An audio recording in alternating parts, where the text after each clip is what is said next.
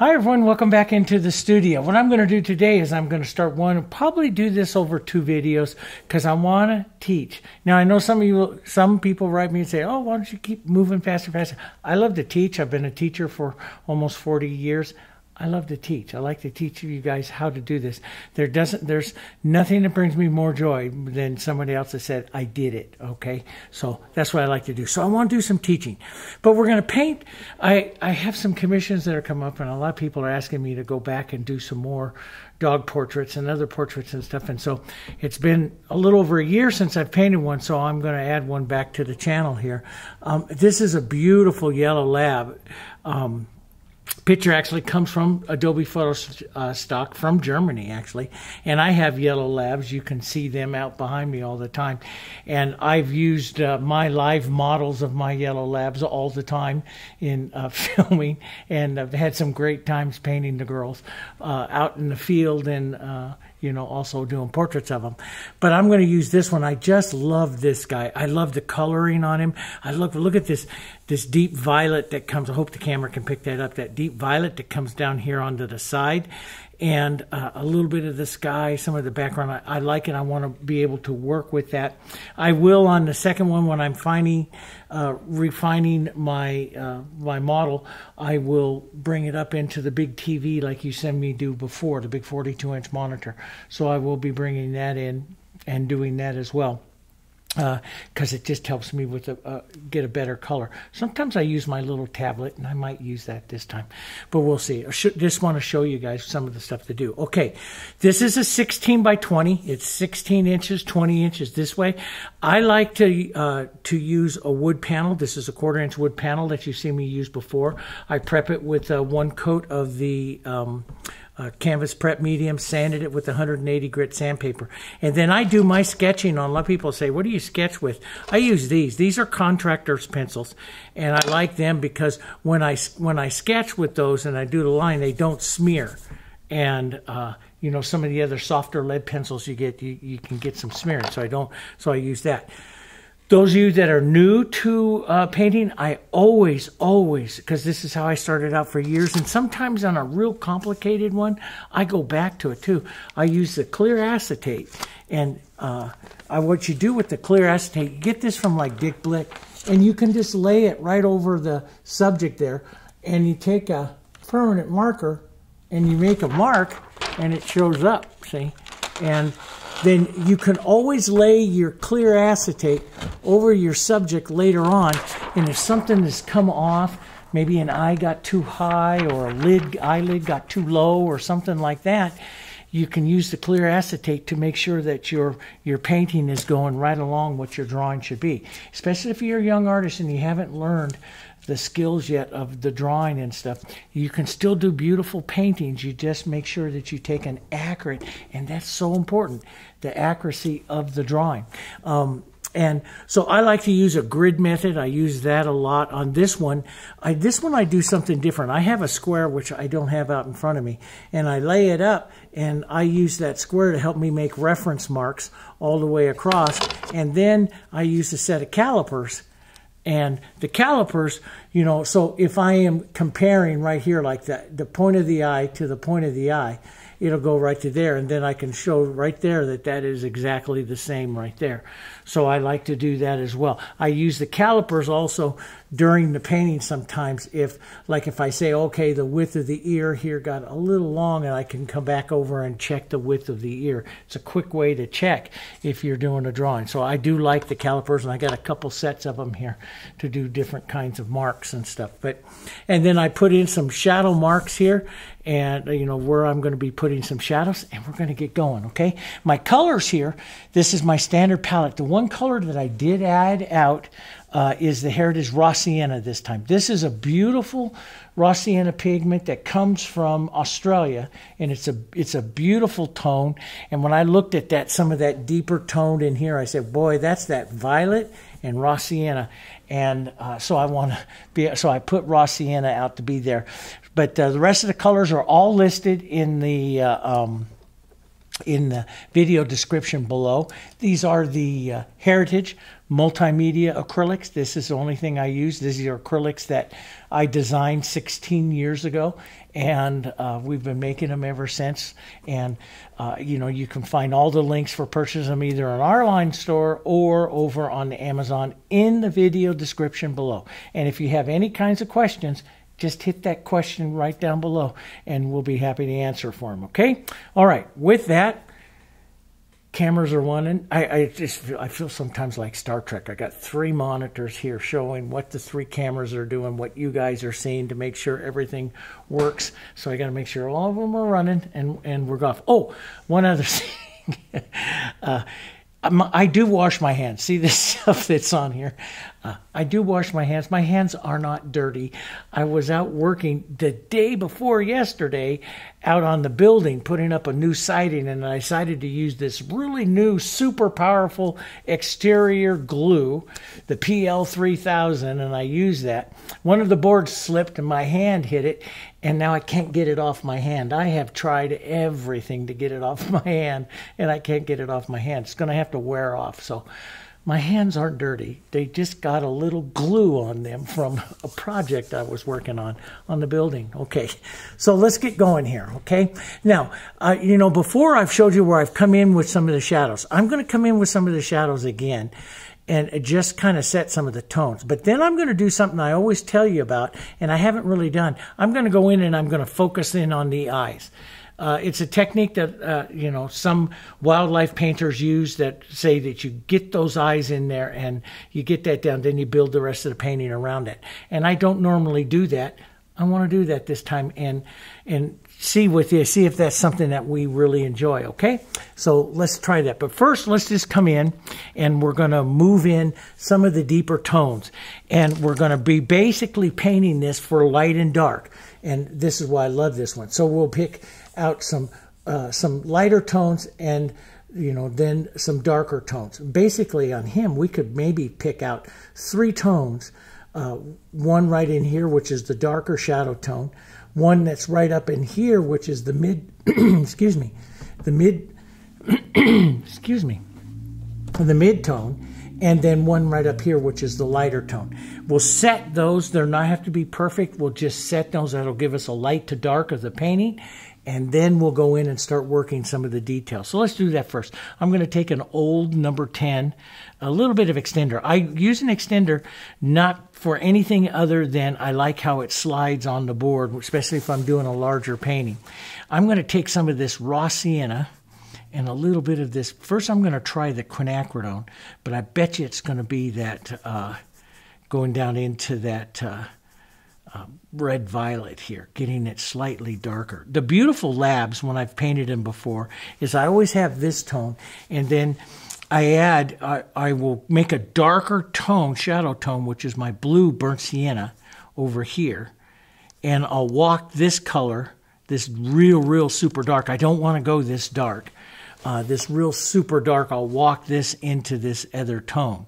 So we'll take this and we'll add just a little bit of it to start to deepen this out and see if we can get close here. Now, a real good thing to do, and I do happen to have one here, is you can take any kind of sheet of paper here, put it on there, and then see just how close you are to that tone. And see, that is real close, but it's not quite as violet much. It's just a little bit more, too much sienna and stuff in it. It's not quite as violet. Did you see that? It's close. Is it close enough to start? Yeah, it's close enough to start. But I'm going to actually head more violet into this, and I'll add just a touch of white into this. It's more violet, and that's part of the whole thing of you, you know, as an artist, seeing if you can find those colors. See, that's a little bit more violet.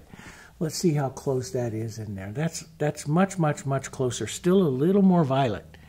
And I do, you know, when I am doing commission work, portrait work and stuff, I really drill down on the tones, especially if you're trying to catch the personality, the lighting and stuff like that of a subject. I really drill down quite a bit on the tone. So you can see it's a little bit more, and that's better. That's right that's pretty darn close to what that one is right in there. Good enough to, it's good enough to really start in there. So that's where we are. So let's just take some of that tone and we're going to just kind of whisper that in right where I have my shadow pencil lines here. So, and we'll let some of it come out there. We see that there. We can blur some of the edges. Just keep it kind of, we know where it's going to go a little darker, and so we can touch a little darker right down in here. I could add a touch more violet to that, but that's pretty close to what it's going to be. And that burnt sienna blue, burnt sienna green. Burnt sienna green is a color I use on my elk and stuff all the time. Absolutely love that tone. It's a good tone. See how this is cooler, this is warmer.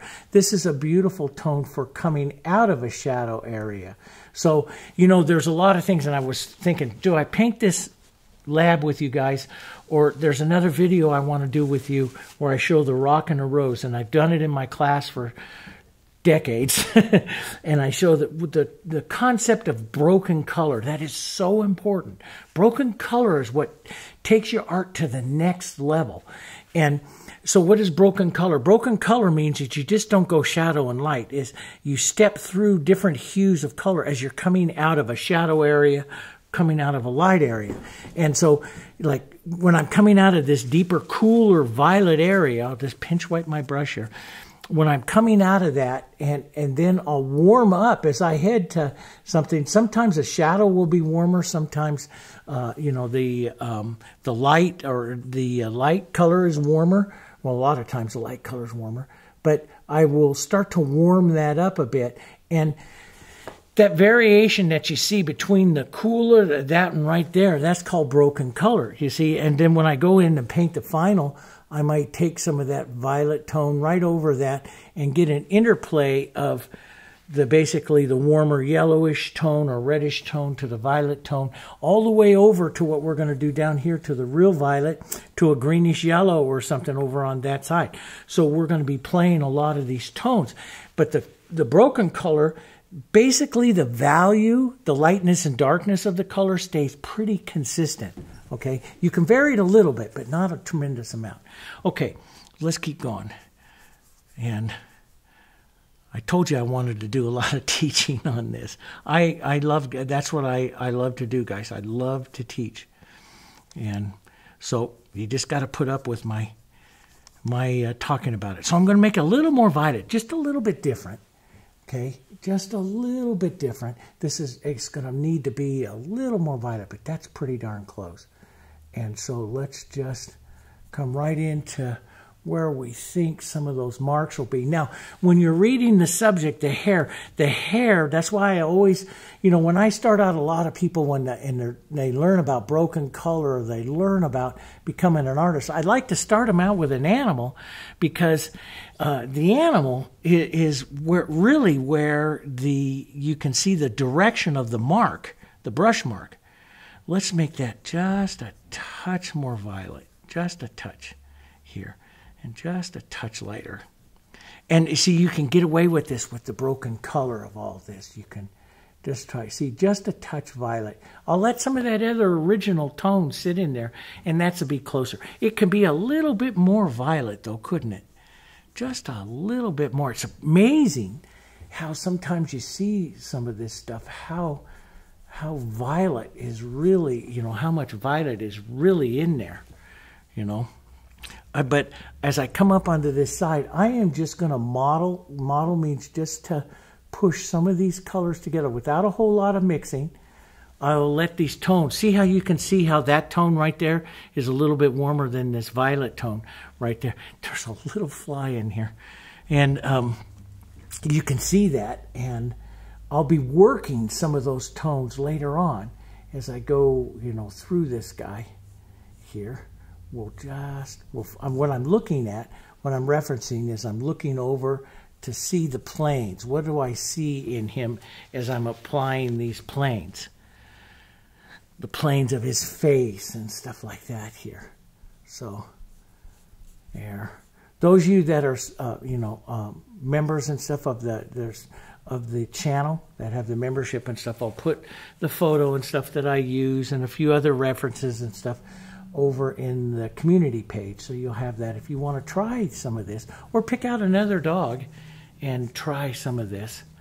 You know, it's really nice. Now, there's a little bit, I want to capture that before I go, a little bit of a glow right there and a little light spot on the side of that cheek. I'm just going to go ahead and capture it. Normally I don't worry about that too much, but I'm going to go capture that right now.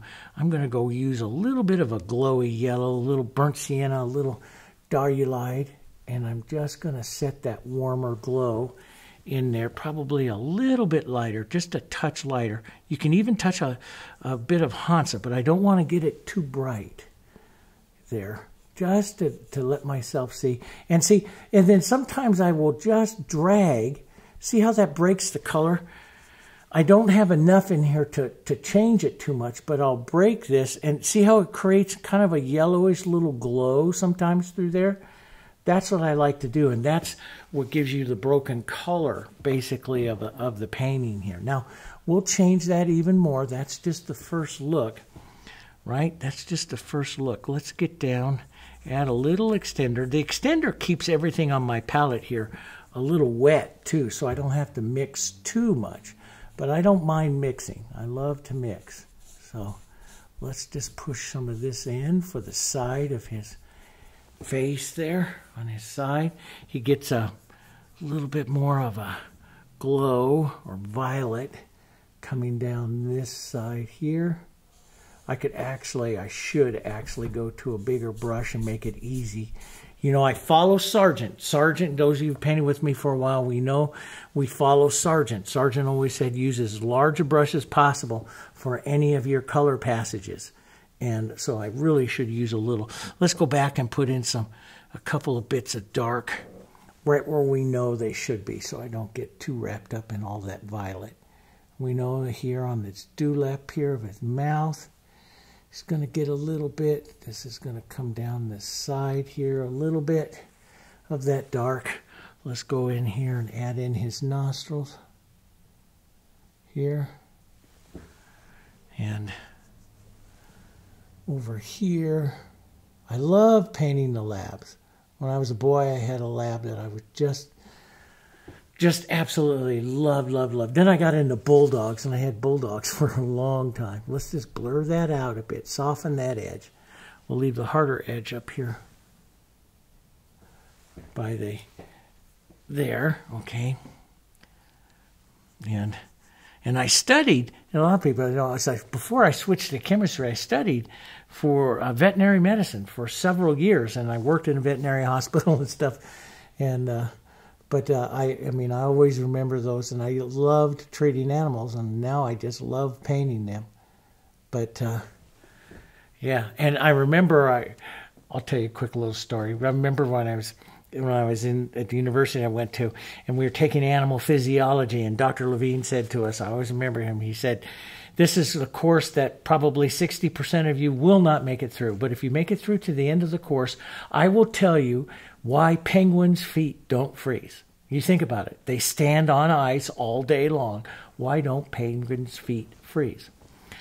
I stuck around and I found the answer. Maybe if you stick around to the end of the video, I'll tell you the answer. Why penguins' feet don't freeze. I thought that was hilarious. Well, we're going to put a little bit of that dark now into the eye. That's really what's going to do it. It's not the pupil of the eye. This is the area that's right up in here and into the tear duct, the tear channel of the eye here. So we'll put that in, and maybe we'll tap a little bit around. This brush is a little big for this.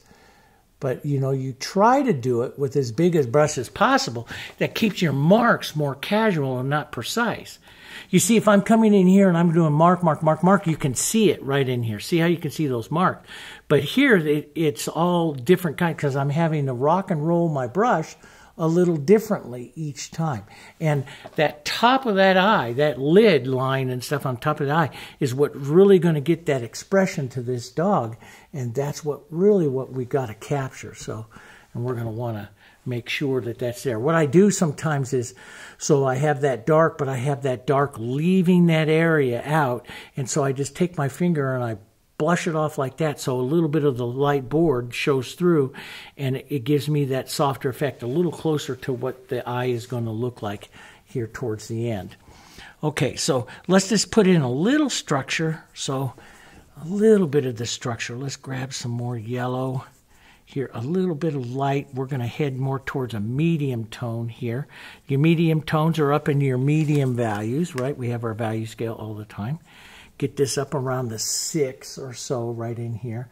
And let's just brush a little bit of this on to give the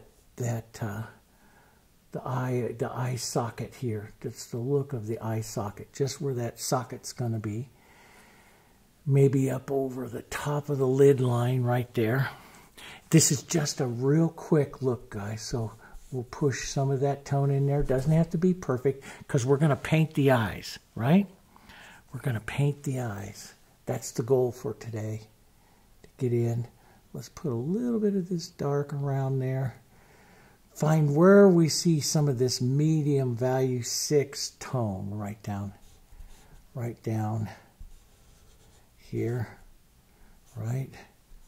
And a little bit of extender, maybe lighten and warm that just a bit, brighten it up, a little yellow oxide right in here. We'll adjust all of this more later on. All of this is going to get adjusted. But we can make some real quick statements to help us understand the dog, right? But don't get wrapped up into details. You know, I love teaching beginners, and you tell them, don't get wrapped up in the details, and then they get wrapped up into the details. Then you hear them over there all the time in the class. Shoot, you know, they got wrapped up into the details. I do too. We all do. And so we'll toss some of that in there. Let's get a little burnt sienna blue and some violet right down here, just coming a little closer to some of that tone, a little more burnt sienna. Love that burnt sienna blue as a nice deeper tone. So that's my shadowy tone. Let's add a little bit of the light over here. The raw sienna is a semi-transparent pigment, so it's a little bit more transparent. So sometimes you have to bolster it up with a few other things, but let's just get a bit of this, maybe a touch more dark right in here. Get some of that, some of this shadow down here. And again, I should go to a big brush, but I'm just going to quickly capture some of this here. Some of this dark. Walk that up to define his head here. Some of this can come down here. By the time we get this all done, it's going to look amazing. But sometimes these undertones are like, whew, do you know what you're doing? You know? Yeah, there. Let's go a little bit more, not quite as violet, a little bit more brown. So a little more blue and burnt sienna. Right up here on the top front, that's a little dark for that. You see that? See, that's a little dark than what I showed there. So I can lighten that up just with a little violet. Just run it right through it there. Here we go. And that takes it actually pretty darn close, doesn't it?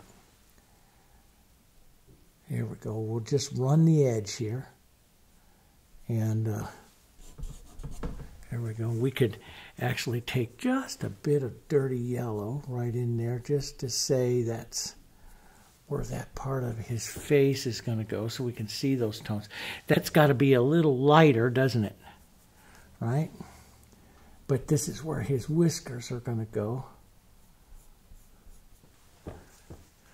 And then we'll go over here.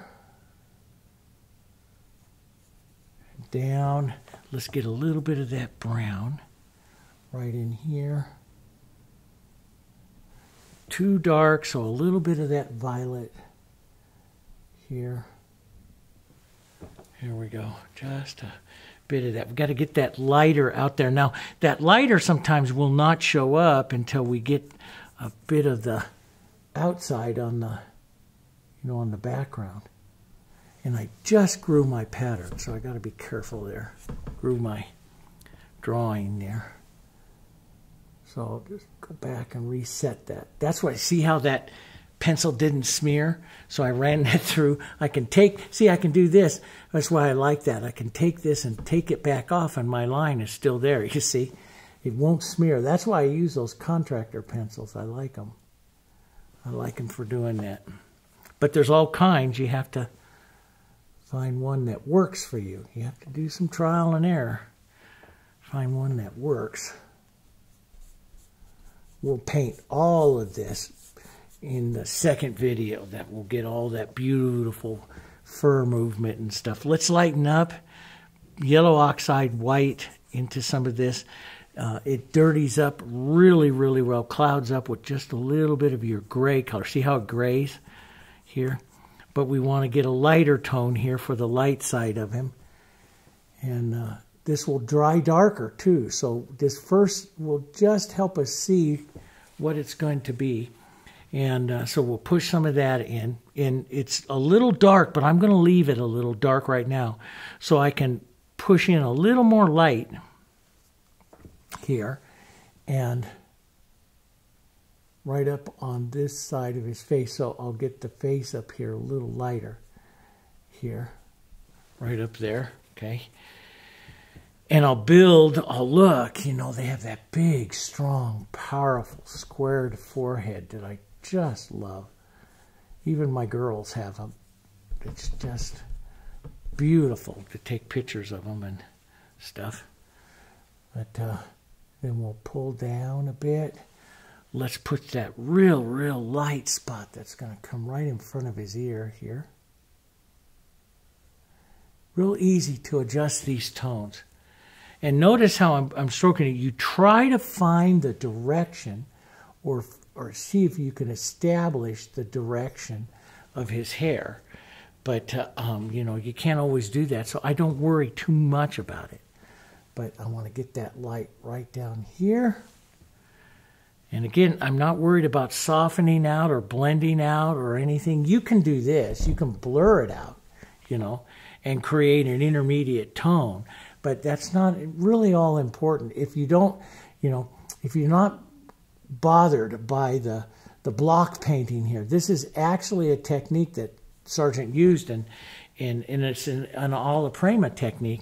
It's called poster block painting, and I like it. You set the tones in, and you basically are establishing the planes. So here, this plane's going to come down this way. Here, this is going to develop the side of this other side over here, and then it's going to go up down that little channel there. We'll just smear that off a bit, okay, and we'll push a bit more light right up over the top of his lid here. That will help that just a bit. That's part of his eye, and a little bit low there. Needs to go. We're going to have to, we'll really concentrate in a few minutes in on these eyes and get some of those tones in there. Let's go with a medium tone here. A little bit lighter, just a touch. Right up in there. Get that close, right? A little bit of the light pulling down right down in here. Nice warm light. There'll be a secondary shadow we'll get in.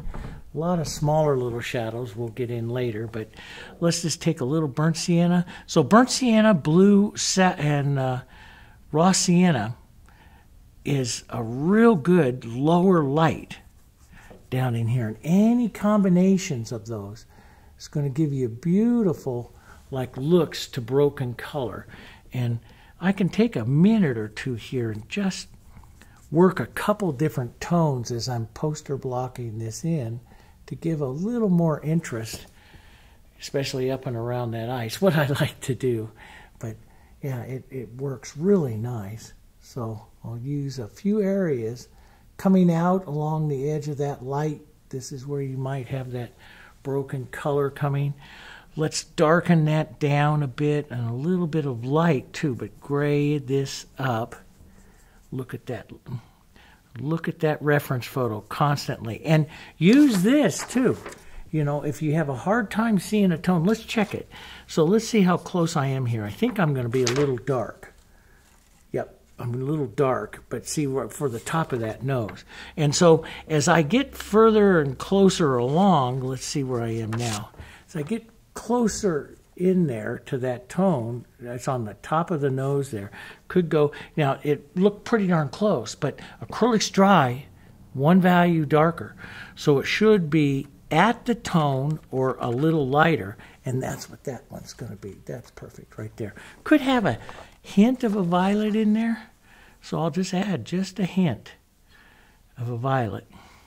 And that is exactly the tone right up here on the top of his nose. And that will, if you do that every once in a while during your poster blocking, just check, you'll know you're in good shape for your painting. Does that make sense? Because you're keeping your tones right in line with what they should be. And of course, all these other little broken color tones and stuff we have along here, we'll find those. Let's get a little burnt sienna and some burnt sienna and some burnt sienna and some raw sienna here. And let's use the, it's going to have a little more burnt sienna. I just looked at it again. Burnt sienna and a little bit of red here. Yeah. And I really try that right in there. That is, it's a bit bright, but there's an undertone right up in there. Do you see that? I'm going to put this on. I'll show you what I do. I'm going to put this on and here to kind of shape his nose. And then I'm going to come back with a little bit of our violet color that we used earlier and paint into that, which will tone that down. If I think it's too dark, I'll just wipe through it here. But I think that's going to be okay here, right in there. He has more dark. I get wrapped up in these details too, guys, but boy, this is fun. This is what I enjoy about painting, is these darn tones like this and finding them. I enjoy it. Of course, I was a chemist. I like mixing little things, you know. It's what I enjoy. But I'm going to put some of that more brown tone right down through here, which is that burnt sienna and the violet and stuff, but just a bit of the blues and stuff to help that. And we'll get that closer. That needs to be closer. We'll get it closer. But for right now, that's not too bad because I need to get that darker in there. Let's just take a little bit of that and finish off right up in here. It's close enough. Close enough. Here. Finish off some of that. Let's just take some of the burnt sienna blue, raw sienna, burnt sienna, a little bit of those, add a little bit of white, get real close to that, a little more yellow. And see, I love this dirty there. This will really come out great towards the end. Let's get this lighter. A little bit of bluish, which, see that bluish grays it. Do you see that? So if I, and this is a little too gray, but I'll correct it. But it's a good tone to kind of get in there and get some of that tone swirling around up over here. See, this is what I like to do. Paint one tone right over on top of the other one to start catching some of that. That's this underlying tone here, not the light, the underlying tone that you see there. I'll get that.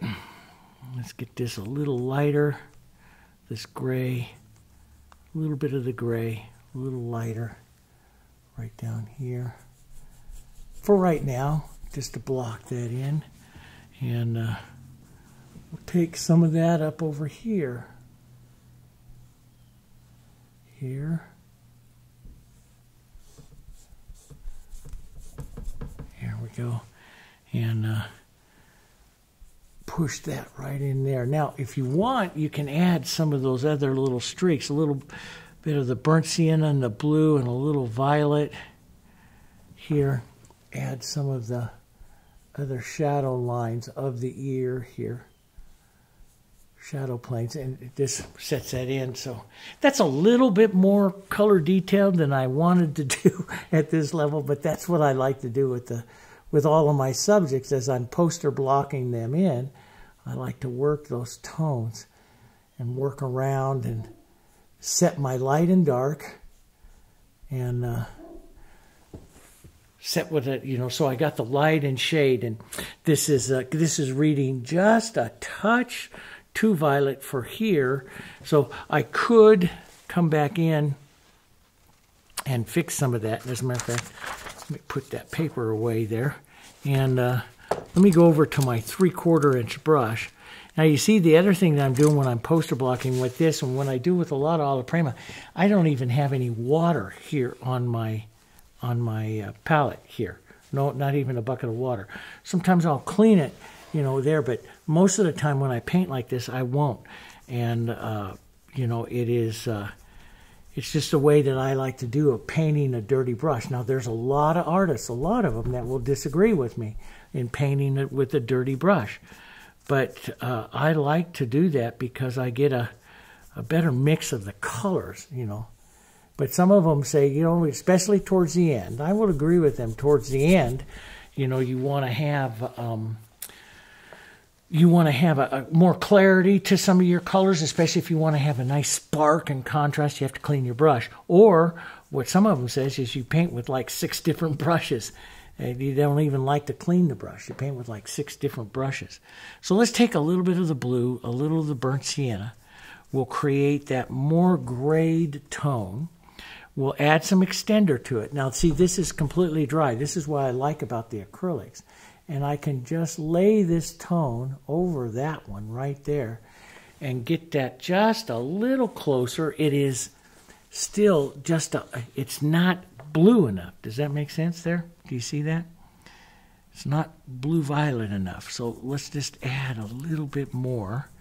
And see, you would actually, if you're glazing on like this is actually considered a glaze, just to get some of my tone closer to what I see there. That is not quite violet enough. It's real finicky little tone, isn't it? Yeah. So we'll get a little more violet into that. That's a little better. But I don't want to do it too much here. And so I want to get some of that in there. Now it needs to go back slightly violet. So, whoops, too much. We'll step up over here to the sides. A little bit of blue into that. And then the burnt sienna grays it. See, and that gets that a little closer there to what I'm seeing there. That's better. And see, but see, when you do this, now see all of these colors, and I'll touch this in and work it a little bit, but as I touch it and work it, they start to mix a bit, and I don't want to do too much, but it starts taking on a broken color look to it. So I want a little lighter. I want just a couple areas here that are a little lighter up here where the values are going to be changing. So I want a little bit. Yeah, that works. That works. Down here to help shape this lip, how he's going to go, and that'll help. That can come back here. Just see, it's just a light glaze. So it's actually adjusting the tones a little bit more there. And this is something I love about the ability to do this with the acrylics, is I don't have to let anything dry.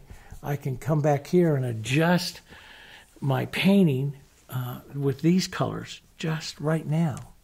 And I like that. Let's just push a little bit in here. It's probably a little too light of violet. Need to have a little bit of blue and back into the burnt sienna. Heavier on the blue and burnt sienna. And see, then you can add some extender. And you can use this just real light in your brush. I just pinch swipe my brush. Just real light in your brush to come back through and adjust a little bit here and there until you get a tonal quality that works a little better for you. And that's what I'm doing right now here. That is still just a bit blue, but I think I'll let that stand for right now. Don't let me forget to change it, but I think that'll be okay. And so now I've got a real good, now, you know, in the old days, in the old decorative painting days, are the days that we would actually consider this the cartoon. This is a real quick painting of it. We called a cartoon like this. Setting it in like this. Set just a bit. See, I just used that big, that's nothing like a big brush to set some of those tones in. Just like that. A little bit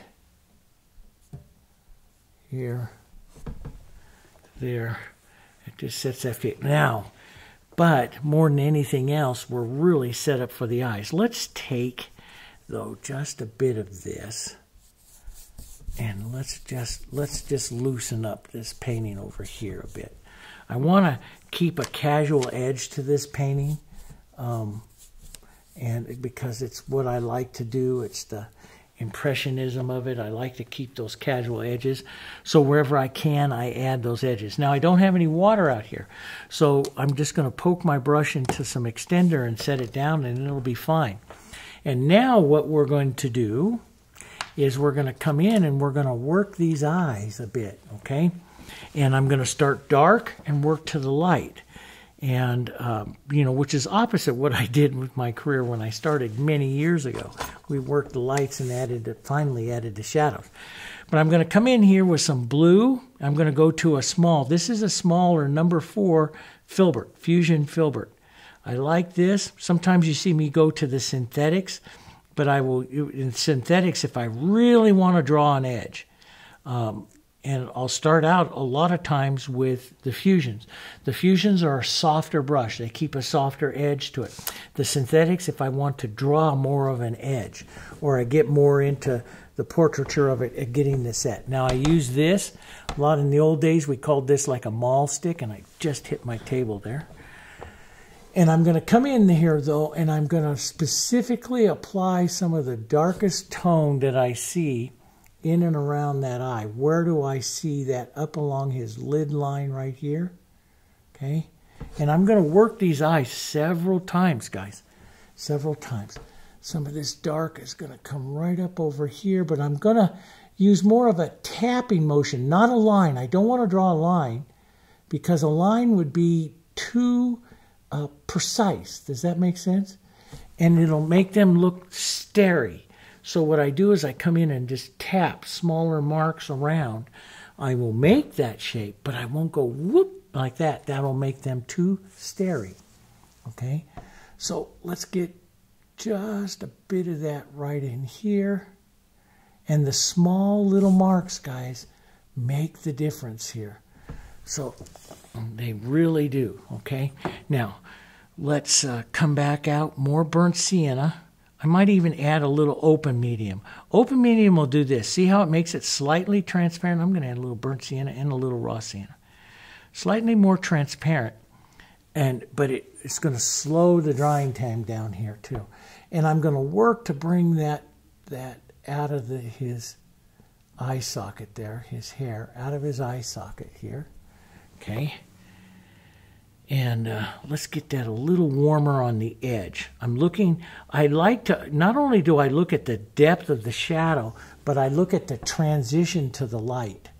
So I'm going to put it here, and then I'm going to wipe back this way to bring the light back. So I put on too much, and then I bring it back to bring the light back.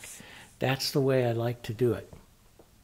So wiping on your painting is a technique I use a lot. And let's just draw this little bit of a shadow line right in here. We'll push that in here. Soften that mark a bit. You see, when I'm painting with the smaller fusions like this, I get very sketchy. I kind of like I'm sketching it again. Sketching my drawing again here. And that's why it's so important, guys, that you know, we do work on our drawing skills. We have to. That's just part of who we are. But you don't have to have perfect drawing skills to paint nice portraits.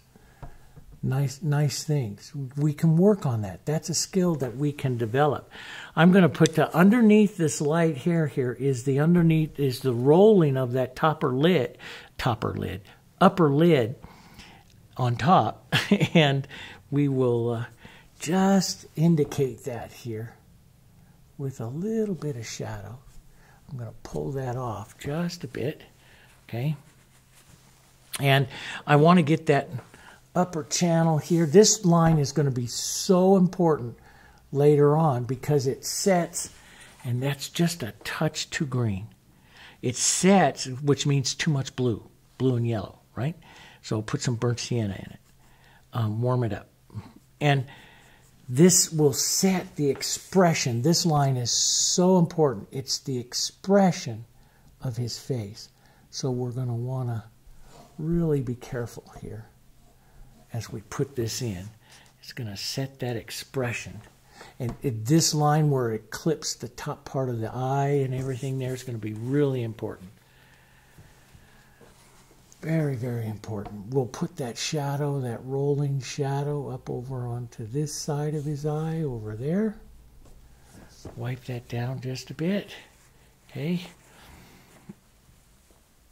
Let's get, we have to get that a little bit of light here. Let me go back. See, all this is dry. So I'll go back just real close in tone, not perfect. But I want to get this line up. This is an expression line too on him. So I want to make sure I set that a little better here. How that's going to go up there. That's better. And the line below the lid here. Set that in. Okay. Yeah, that's better. And then we'll soften some of this shadow. Pull that out. And when you're, this is the thing about painting. When you're doing these types of details, what will happen a lot of times is you like get really close and you go, yeah, I got it. Then you'll take another marker and go, I just lost it. Then, oh, yeah, I got it. I just lost it. That's part of the refining process. Just let that happen. We all do it. Okay. You'll find it again. You'll get back into it again. It's like I know this upper lid line is a little bit more heavy. And I got to get that in there to get that other eye over there a little better. But let's give him his eyes so he doesn't drive us absolutely crazy here. I'm going to start out Darulide Yellow and a little bit of burnt sienna. The Darulide Yellow is a real glowy kind of color. And I love how my yellow lab eyes, how their eyes, my yellow labs, they just glow. And so I'm going to make these glow as well here. And he has nice glowy eyes. As a matter of fact, if I put him up on the big monitor, I think you would see right away he glows like crazy. His eyes glow. Let's get that darker pupil in there. Not quite as dark as I can go, but burnt sienna and blue. Let's put that pupil right in there. Softer little line. Don't make a dot or anything. Just a softer little line, right? Don't make a dot. And now let's come back in and refine that shadow into the eye. It drops down across his iris right here a little bit. So we'll put that in. That pushes that eye, the iris of the eye into the eye socket. And a little bit back up over here that can also use to help round that eye just a bit. I need a bit more of a softer yellowish shadow down this side, just underneath that eye, just a bit. There. That line is a little too harsh. These are all things that we will soften out and work on as we work even more on it, right? Now, let's this is where I'll look for lower kinds of shines, a little more yellow. I like that Darulide. It really glows. I'm going to push some real careful, and sometimes on on animals like this, I'll work these eyes several times back and forth between the glowing color and the softening color, the shadowing color, so that I get this layering look to it, like we did right up in here. We'll get this layering look to them, and that gives them so much character, and that's what we go for, right? Let's get a little yellow, a little burnt sienna. Just a bit of that in there. And then I'll come back. I come back with my burnt sienna blue. These are my darks. And I'll look to just touch into there a little bit. Every little tiny mark you make just adds so much in interest. There. Okay. Yeah. Now, one of the most important marks, and I'm going to take that shadow, I'm going to take some extender, I'm going to take it right here, and I'm going to thin this out to it's just a real thin little wash. And it is and I was so thrilled when I learned this because it changed all of my paintings, but it is the shadow on the upper lid onto the eye, the cast shadow. And it happens, and I can see it on his. And so I'm going to take some of that, and I'm just going to wash that right over the top of the eye right there, which sets the eye further into his face here. And then I'll repaint some of the real dark, maybe even with a violet here, which is some of the darkest, coolest tone. I'll tap like into the lower part of his iris right there that you see. That brings that eye even more. A little bit of that violet can come right up here into the top depth of the eye, right in there. A little bit of that.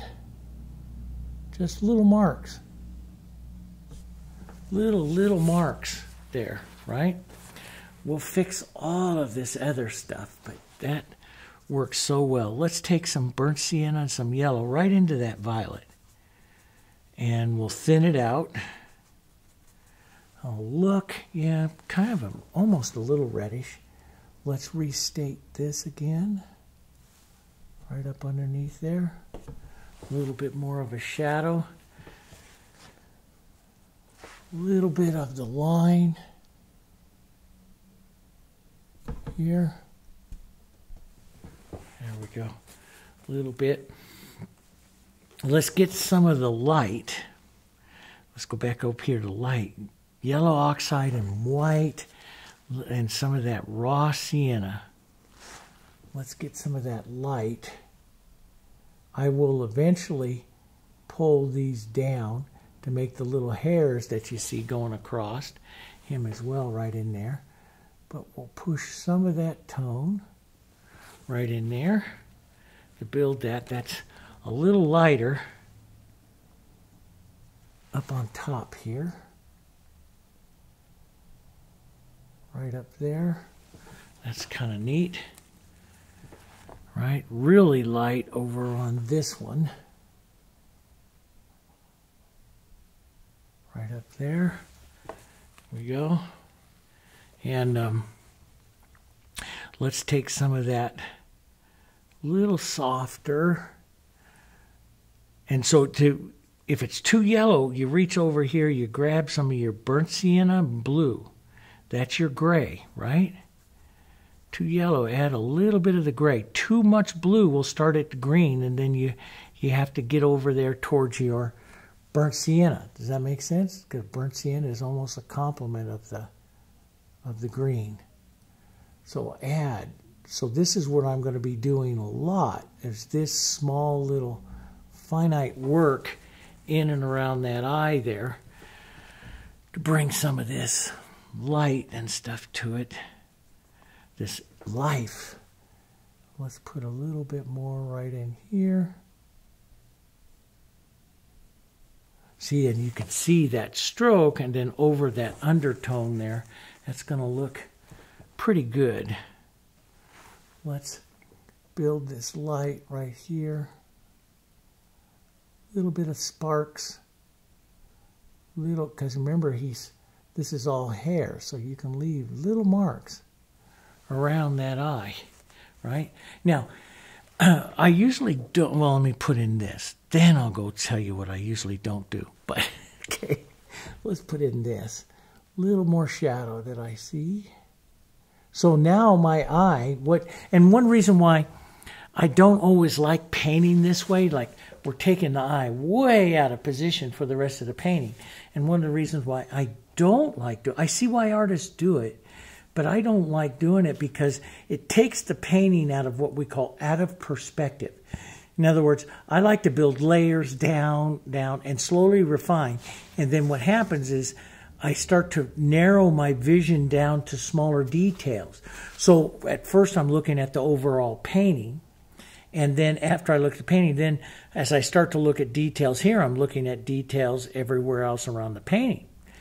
Now their feeling is you put this in and then you paint the eye like you really want to see it, and then you paint the rest of the painting to match the vision that you want that eye or your center of interest to have, right? So I can see both. I can clearly see both. You know, why you want to do both. I have a hard time. I like to paint it generally and then slowly refine it. That's my favorite way. But I am enjoying this because, see, now as I'm doing this, I'm starting to get what I like to do in a painting. But usually right about now is I'm going to put that catch light in. I want to see that catch light because that catch light catches. The catch light is the shine of the eye. And he's got actually two. The first primary one that is going to come right below the lid. And I'm using the filbert here. I usually use like a little flat. I don't use a little round and put a dot. Sometimes I will use my knife, but I guess I'll just use that. Buried in there is my little flat, and I'm not going to take time to find it. But usually I'll push this in, and it'll get too big, and I'll paint it down. So, boom, there's a catch light. There's a nice big catch light over on this side as well. And the position of the catch light also tells the artist the direction of where the light source is and how many light sources, because sometimes you have two. Now, he does. He has that one, right? And then he has a slow, it's hard to see, and this is why I miss my big monitor. Right now I want to see my big monitor. But he has a lower lid, and then this could be moisture from his eye, but he has a little bit of a lower light hitting right down in there. And that just, you know, that could be from a number of things. But let's take and put a little more burnt sienna, thin little burnt sienna. So extender, maybe a little bit of our glowy. Sometimes I'll make the orange with some red, a little bit of red. But burnt sienna, pretty much burnt sienna here. And let's just drop that right in here into the corner of his eye. That'll bring that eye back out. See how it brings the eye back out again? And then I'm going to take some of my shadow color and push that in one more time. Each time you do that, you add another little bit of wonderfulness to his paint, to his eye, if that makes sense, right? If that's a word. But we'll pick up some light here. Let's go back a little light here. Let's just add a little bit of detail, light. I like alla prima, which means I don't like to go grab a fine little brush and do this kind of stuff. I like to, you know, like the number 4, or sometimes I'll go to a 2, but the number 4 is usually about as small as I go on a painting this size, because I don't like stiffness that comes with line work that can be too stiff.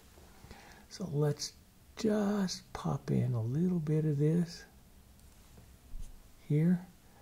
I got to darken that again, but this will give a little bit of the hair movement coming out here, just using the tip here of the brush, the softness and the tip of the brush to get some of that detail in there.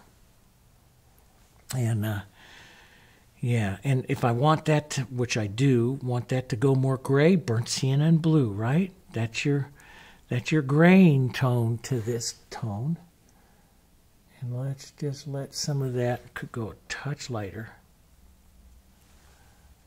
Let's let some of that just come up over these edges here. There we go. Push this right into there. Push that color in and build that socket a little bit more. Right there could get a, there's a, on the labs and stuff, they have that nice big bump right above their eye right here. Just, we want to get that in there, right? I just love that on them. Push that in a little light right in there. That helps with that. See, now I'm starting to see that whole area in the 3D, right? Which is what I want. But I you know, I know a lot of guys like this, a lot of artists like this, but I find it kind of annoying to do this much detail, this much. Yeah, I know I wanted to try it, and I'm going to be able to say I've done it, which I have. I've already done it, but I don't care for it quite as much. I like to work them down. I'm going to take a little bit of shadow here. Let's read now. This, you know, that line that you leave here, that's so important to the character of this dog. This has got to lift up just a little bit. This little bit of shadow lift up opens up his eye a bit. But if I get that line too low, which is a little bit too low, but if I get it too low, he'll get worried. That'll drop down and he'll get worried. So these lines that I'm working on right now are so important to the expression of this dog. And labs always look a little worried. That's just their nature, what they get into. They always look a little worried. But we'll push that in there. And I'm going to take a bit of my, it's mostly just like a burnt sienna, I mean a raw sienna. And half tone that down just a bit so that line is there, but it's not quite, doesn't stand out quite as much. That'll get rid of some of the worried look on him right there. So don't let that line go too much. You can always pull a little bit on. See how there's just a little bit of a light coming right down through there? That's helping him. It's kind of like an inquisitive kind of look that he has here. So we'll restate that right in there. Give that back to him here. Take some of that right here and restate that a bit right down in there. That's not looking too bad on that other side there. It's not looking too bad. Could have a little bit more shadow right here. And you can do that just real thin as a glaze. Oh, took out too much. That looks a lot better. I want to increase the darkness, a little bit of purple, the violets here. Increasing the darkness size of this pupil just a bit. It's a bit small. There. So you see, I'm right away into some really dark character here on the painting, some real details. And some of you might really like, you know, going into this way. Some of you might not. So, here we go. That's much, much, much better. I could use a little bit of the soft shadowing in there. Just light tip. That's why I love this fusion. I love the lightness of the touch I can use on it, because that top is so sensitive. Here, there. That's really kind of nice. there. It's a little bit deeper into the shadow further out than what I have right there. That sets a little more power to that shadow plane, but I'll just lightly say it, suggest it. But I really want to go on and work some of the other areas too as well on him. And I'll go set a few more little shadows, some of that nice deep color I use there. We'll set some of those deeper shadows in there. And while we have that color right here, and I'll warm it, maybe a bit of burnt sienna here. So we keep some of that going. A little bit more blue into that, just a touch. There we go. That looks good. Yeah, now, one thing, I'm going to add some extender. So I like that color there, maybe a bit of burnt sienna more into that. I'm going to take it back to a glaze, which is thin. Okay, thin.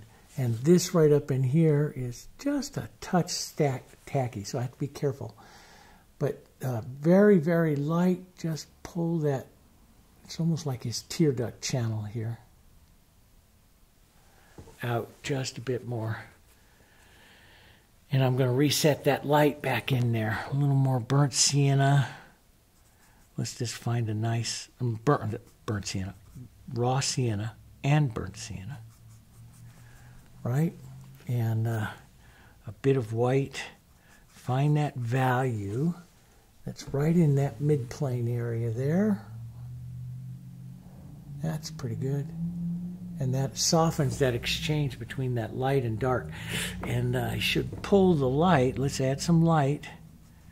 Add a little more yellow oxide. Get a little lighter, a little more yellow, a little bit more warm as you head out into the light. Let's, that could go a little bit more yellow. And we'll look for that hair. See the hair pulling out that way. So that's the direction you have to come. Right out there. To set the hair movement around his face. That could be a touch lighter. But when I do, when I work really detailed portraits and stuff, I like to do small additions like that, right? Because that works so well. So I'll just take another smaller mark here. And I had that almost perfect and took off too much. So now I get to redo it again. We do that, right? We all do that.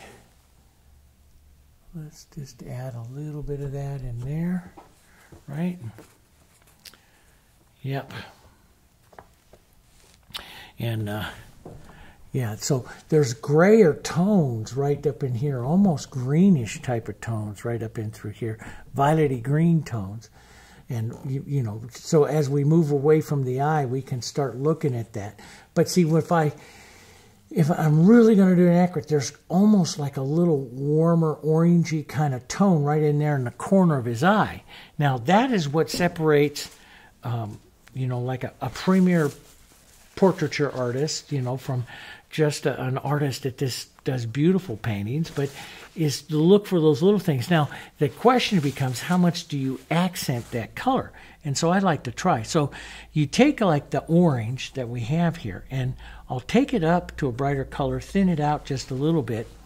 And in there, it's just very it's just noticeable. On the monitor, I'd probably see it more. But, the artist, the question is, do you accentuate it a little bit more? Because this is a painting. So that little tiny, it's just a little bit right there in the corner that I start to see.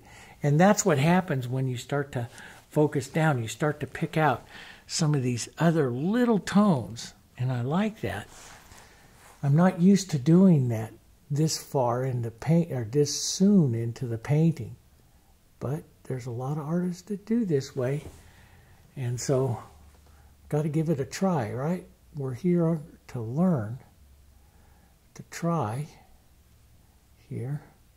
So I'm just going to touch that tone around. And I see it back up over here as well. does just give a beautiful glow. And so I might pump that up just a bit more. So don't write me and tell me I did too much, because I know I'm doing too much, okay? But I want to. This is mine. You can do whatever you want on yours, right? There we go. Ooh, I like that. I do like that. I want a tiny touch of that into the eye, right up here. Oh, I like that. Probably a bit too much. We'll just take it off the edge just a bit. There we go. Oh, I like that. I'm going to put it a little bit more. So it's a little more than what you see on the eye, okay? But this is mine. There we go. Just like that. That's kind of good. That's kind of cool. All right. So that's quite a bit of detail on him. Let's take that orange, though. Where else do we see it? Oh, we can get that right up in here. Let's go paint some of that nose. We got a little bit of time left. Try not to go over an hour and a half, because some of you will go, yeah, right? Oh, you write me, some of you say, yeah, that's what happens. That's okay. I'm used to it. You know, it's so funny, all the years and in all the countries, doesn't make a difference. I've taught in just like 22 different countries around the world, and always after lunch, everybody's like that, you know, in class. Yeah, I need to get back to the classroom again, because I miss some of those days.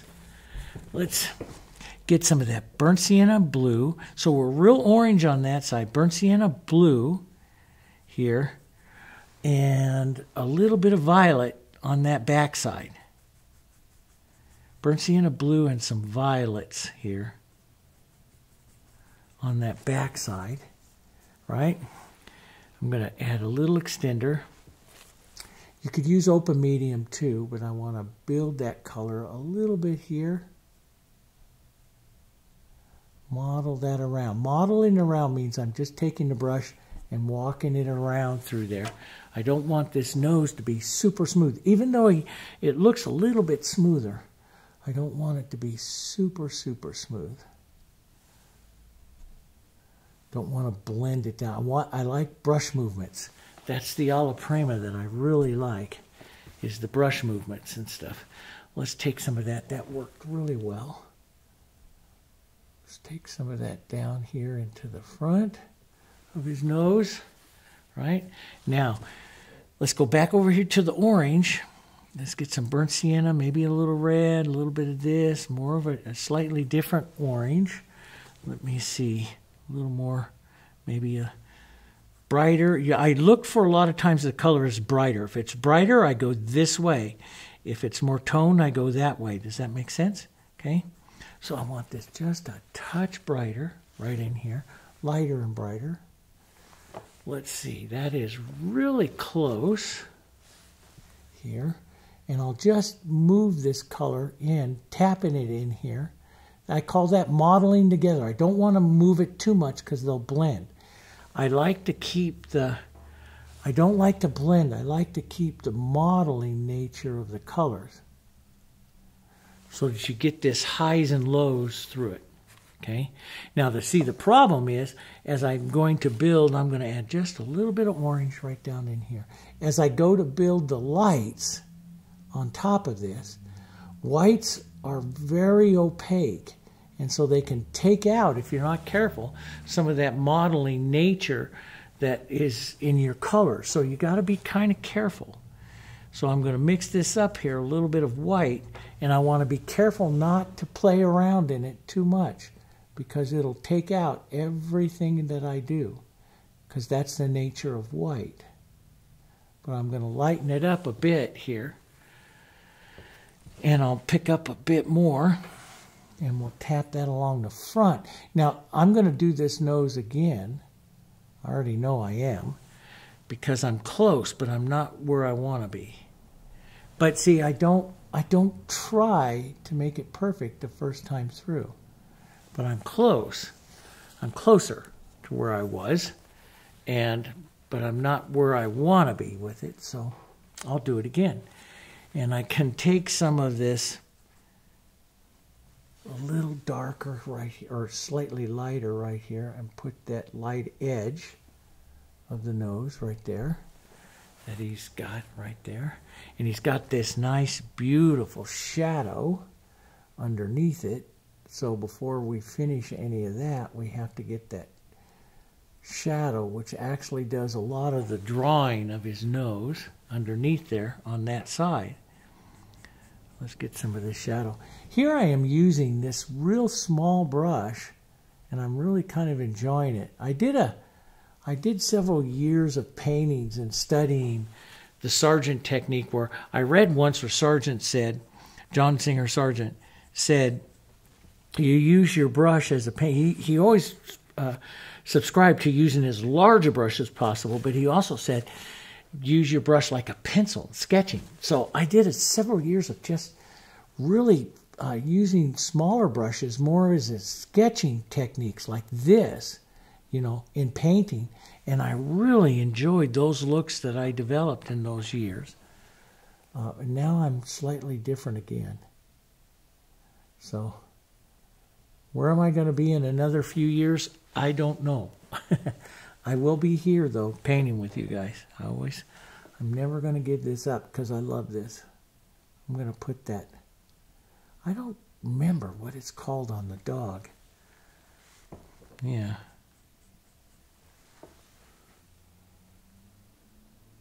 There we go, right down that. Right in there, right? We got to get a little lighter in there.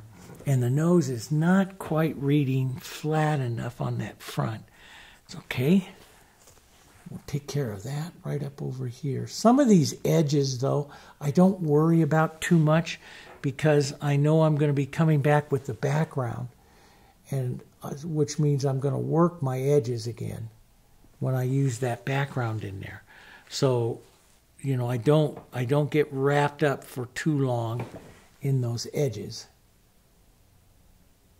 because my background's going to change everything, if that makes sense. Let's get a little blue, a little bit of that violet, a bit of burnt sienna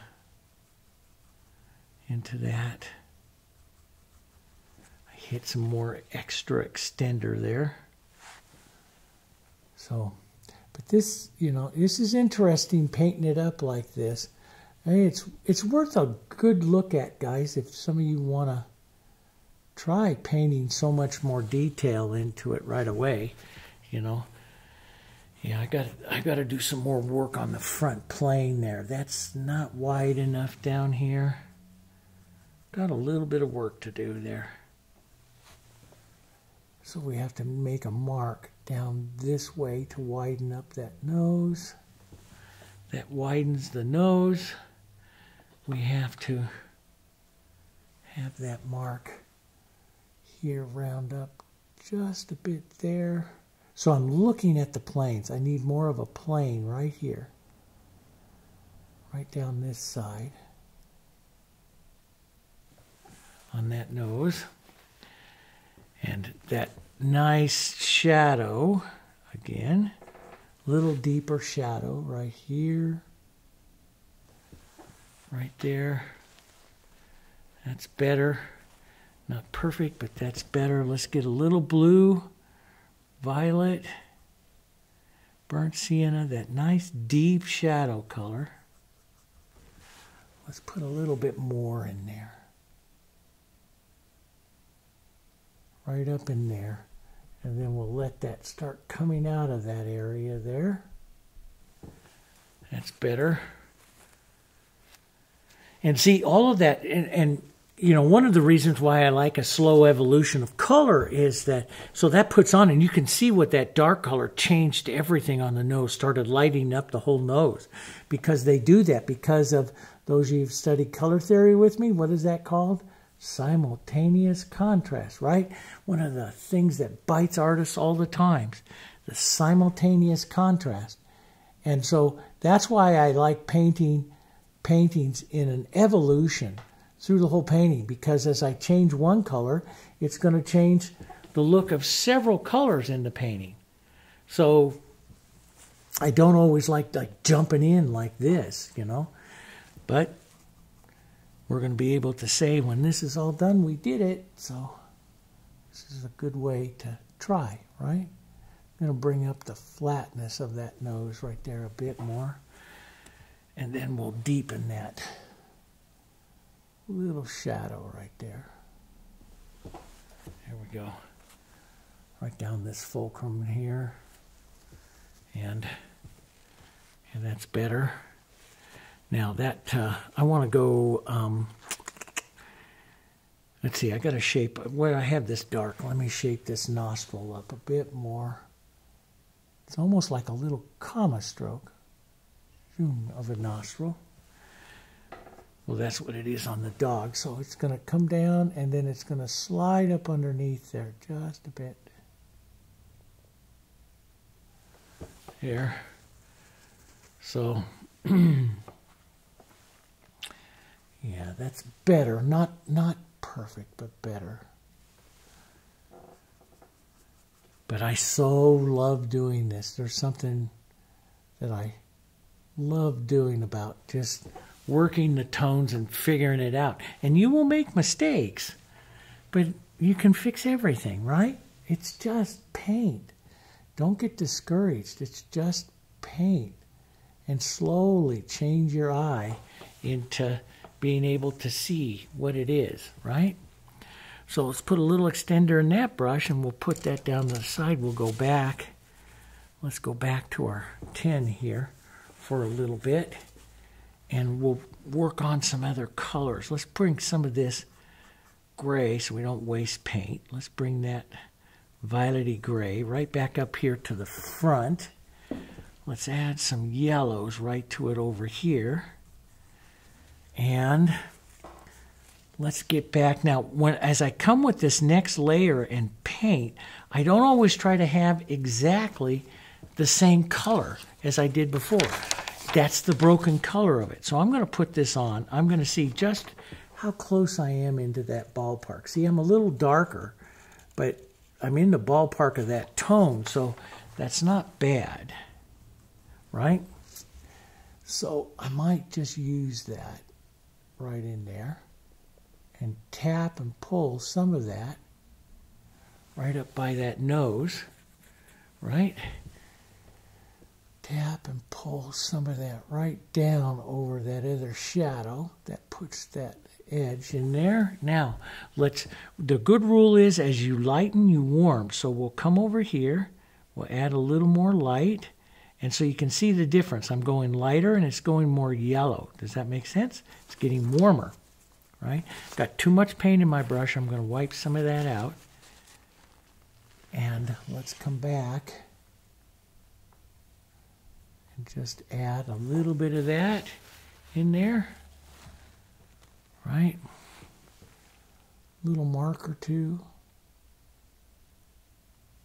That's where this is where I really like to start adding a touch of textures and stuff, because I feel that really starts to add a lot to the little touches of texture and stuff start to add a lot to the dog. You know, so yeah, let's pull down. He gets this light, but it pulls down right into there a bit. So we'll just work that. Sometimes right in between. So now you can make broken color right in between. This would all be broken color. Those little marks, right? Yeah, let's take some of that right up here.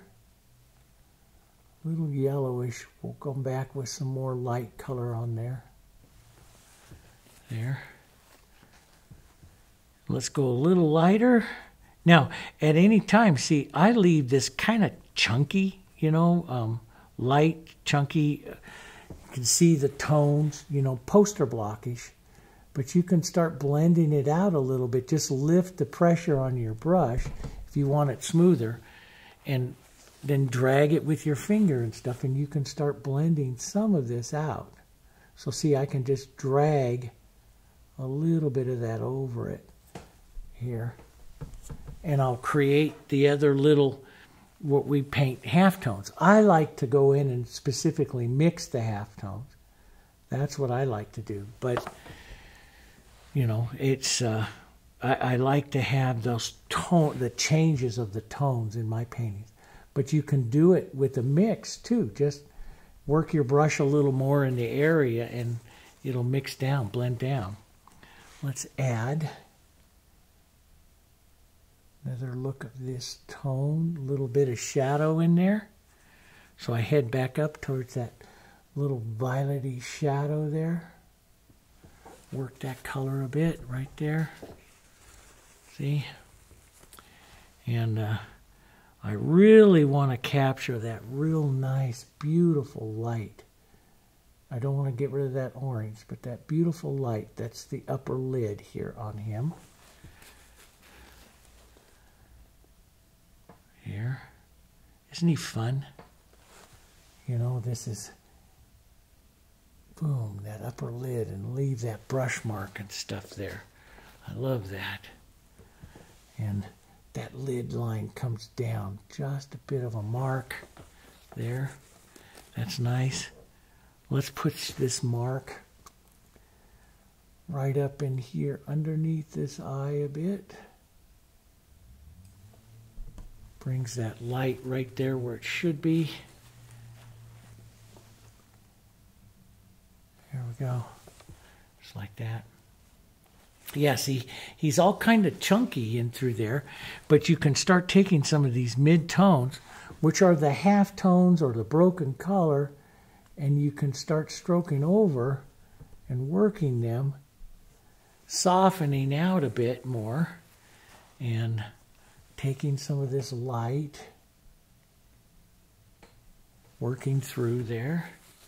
A little bit more yellow, so I'm watching the evolution of these tones. And so see, I see a little bit more yellow right there. That's the broken color. Does that make sense? So you see here more yellow than it is violet. It's more violet there, more yellow there. Do you see that? Okay, that's what I'm starting to look at. So let's just add that. A little bit of blue and this in here. Let's come back and work this area again. Right in there. Some of it coming out to the light right up here, so we'll work, and I follow the kind of the direction that you see, right? On the next video, we'll do a lot of this and start working his hair, his fur, right? Well, a little too much for this one. A little bit of light. We're working that face. Getting that face, those facial lines here. Getting that on him. Nice lights here, like that. And that's that crack there at his, or cleft in the top of his forehead is a little too dark, a little too deep. We want to lighten the value. So, you know, and a lot of things that what it really came to me about painting portraits and stuff, why, you know, portraits changed all of my roses. You know, a lot of people say, how you did your florals, how did you get so great at florals? I studied portraits because, you know, portraits you got to build the shape, like the face, the chin, the ins and outs of, you know, the cheeks, all that stuff, through tones. You don't have lines in there separated, so you have to build it through tones. And studying those tones helped me. So here on this head, we've got to build this little valley right in here before it comes out, and we got to do it with tones because we don't want to do it with shapes, like with lines. You don't draw lines in there for it. You use light and shadow to create form. And that's what I'm doing there, flattening out the head, looking at the light and shadow. So there's a little bit more of this nice violety shadow that comes a little bit further across right in there. And that's what's going to build that form. Does that make sense? And so you know, and then after I studied those for a while, I went back to my roses, and holy cow, I could see roses like crazy here because I learned how to build form through light and shadow. And it works. Really works. Before I get too wound up in all of those edges there, though, I have to, I don't want to get too wound up in there. I have to get that, some background on there so I can see how those edges are going to work. But we're going to want a little bit of that in there, right? A little bit of that in there. A little lighter, a little yellow, and white. Here we go. Yep. There. Now let's get some of that right out here, right where it will be. A little lighter yet, isn't it? Right up in here. And that tracks right down along that ear right there for right now. We'll take some of the more tone right up by it. That'll paint it into position. There. And of course we have smaller bumps of light and shadow, which we've got to do, which is, you know, we've got to put those on there. But I want you to see, so as I'm building light and shadow. So this is what I do all the time. You see me lean back, right? I lean back in my chair here because I like sitting down when I paint. I stood up for 20 years. I like sitting down. So I lean back and I look. And when I lean back, that's what I'm doing, is just like you getting up and stepping back. Step back, because it gives you a different perspective. And so when I just leaned back, I saw right here that this line stops too fast right there, whereas here, see, it's a gentle arch up and smoothing out. Do you see the difference there? See that light tone going up and smoothing out? Here I stopped it real quick. Yes, so I'm just going to add a little extender here. I don't need much, and then I'm just going to extend up and soften out that exchange right there. So it's not quite so fast. It's a little bit rounder on him than it is on my painting, so I should round up just a bit here. Like that. Maybe right here, round up a bit more. But those are some of the stuff that I start to look at, see? That's going to make a big difference in some of him as we get into, you know, more of the shape and stuff of him here. We've got to get into all that. We've got a long ways to go, right? We're not, even though he's, you know, his eyes look kind of good, his eyes still have some problems with it. When I lean back, see, when I lean back, I see it. So, like I see a secondary shadow coming right here because that's his eyelashes right there. I see that secondary shadow. I don't have it on mine. And so I will be, you know, I'll look to take a real soft little shadow, little thin, and I'm just going to use the edge of the brush and add that secondary little shadow line right in there. That needs to be a little bit heavier. Right up into the corner, right there. So I'll use the corner of this bigger brush, just tap in a little bit of that, because that's all hairy looking. See how that, it's just a small little thing. Let's take just a touch of light yellow, and maybe just a tip of this brush, and let's just a bit of that light. That might be too much on that. Now see, that's all dry there, so it's a little bit too much maybe. I'll just take some extender on my brush and push it up a bit. Take just a bit of that out. Soften that line. But that gets him a little better, a little closer. He's not, he still has some little details there that I see, but when I lean back, or when you get up and get back, you'll start to, it gives you a whole different sense of perspective to it. So, you know, and I see a few areas that I want to work on just a bit that will give him just a little more character. And I want to do that. He'll be just a touch different than the other guy, but That's the way I like to do. That's the way I roll.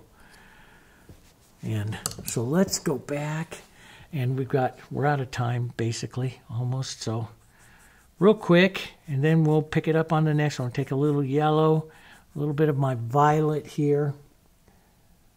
Let's just drop down that lighter line down here onto his ear. We know we're going to be doing that and getting that little bit of glow. So let's get a little bit of orange maybe into it. Right in there. Oh, I don't like drawing like that. I like smaller movements, especially on animals, because it makes them more furry. That just made a little ridge of color, and I don't want that in a painting. We don't want the little ridge of color until the very end of the painting. So we just tap some of that through there, create some of that light and that dark. That'll be nice. Yeah, and see, his nose dried down a little bit too dark, but don't worry, I'm a professional. We'll change that, okay?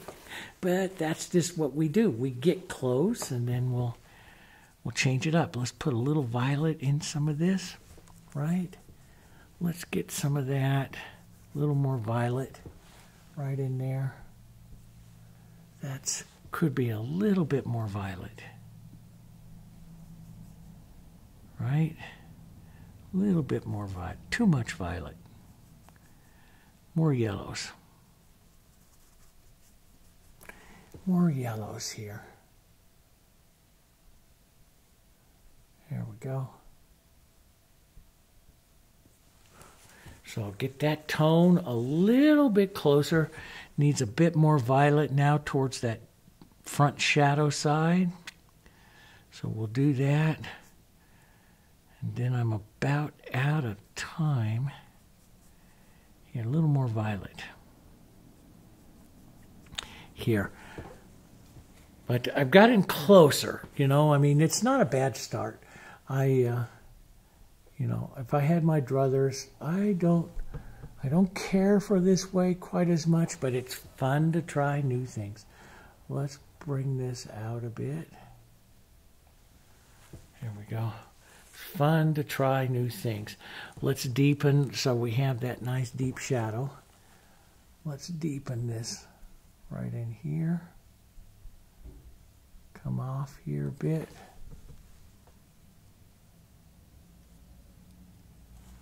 And right down here, that's good. I'll be looking to get some of that deeper violet right down in here. That's gonna really give you that nice, beautiful shadow on him. And yeah, just some of that across here. We'll use this to kind of set up the planes of his fur. We'll do that the next time, guys. Okay. And let's just push a little bit of this closer to the tone it should be. That side there too, as well. There.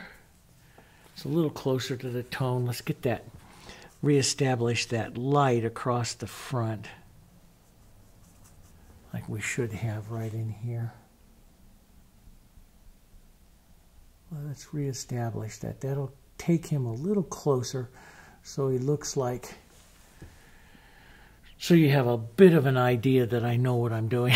Get it a little closer. See, I don't, there's a lot of times I don't worry about getting the copy right away. I know where I'm going to go with it. But, you know, I'm real hesitant on these outside edges until I get the some background on. You know, I'm really kind of hesitant. This is all going to change down in through here. We'll have a lot of fun on the next one, bringing in some of that light and bringing in the background, the alla prima background and all of that stuff. We'll have some fun here the next time and put some of that stuff on. Get some of that ideas here. There we go. Yep. And but we're out of time here now. So anyway, so I have the grandkids tomorrow, so I can't put it up tomorrow. Sorry. But we'll do the next day. After that, I'll get the next one up, okay? And we'll continue. So I'll show you the final of this. We'll work the background. We'll work the big, beautiful intermediate tones and all of that kind of good stuff right in here. I like generally what happens here on the eye, you know. But the thing is, as I step away from this for a day, it's not a good idea to do it for that long. But I have to. So, but I just need to open this eye back up again a little bit. So before I finally finish for today, I'll probably, that's better. That's much better. See that? Look, if you have a problem with their eyes, guys, look up to that upper lid line right in there. That's normally where it's going to be. And if you, for all of you newer painters that, you know, don't do a lot of these, you know, animal portraits and stuff, take that plastic, lay it over there, and then take the line of the lid, the eye, and everything, and then work on it here, you know, until you got a good match of those. And, you know, till you got, and, you know, give yourself something to look at with that. That's the most important. You got to give yourself something to reference it to and look at with it. Tap around. Don't just do lines. Lines will absolutely, too many lines will absolutely stiffen and destroy the expression of the face. So use your brush and just small little sketchy marks, okay? All right, so I'll get this up, and I want to finish him, but can't. So we'll get this next one up in the next day or two, and the next part where you see that. But that's one way of doing it, is working in there onto the eyes and stuff, you know, I mean, and give it a try. See if that's what you like to do. I like it looking at it in the monitor, but I want to get this background on so he starts coming forward, because I bet you it's going to change my impression of some of those other tones. Okay, I'll see you guys. Don't forget to click like, and if you want to see more of this kind of stuff, and my rock and rose, if you want to see my rock and rose, I want to paint that for you guys. Make sure you leave a comment, and you can help our channel out a lot, guys, a lot. And YouTube is, again, has changed everywhere they do, everything they do, and it makes it tougher on channels like us. They want faster videos, TikTok type videos, quick little things. So those of us that run educational channels, our videos get pushed all the way to nothing. So it helps when you write a comment, you know, and it helps when you comment, it helps when you like, and it helps if you watch all the video all the way through. All that kind of stuff helps, okay? It really helps. And because we got to compete against TikTok people, okay? All right. So anyway, and I'll get this back up, and I'll see you guys in just a couple of days. We'll do some more, okay? Thanks. Bye-bye.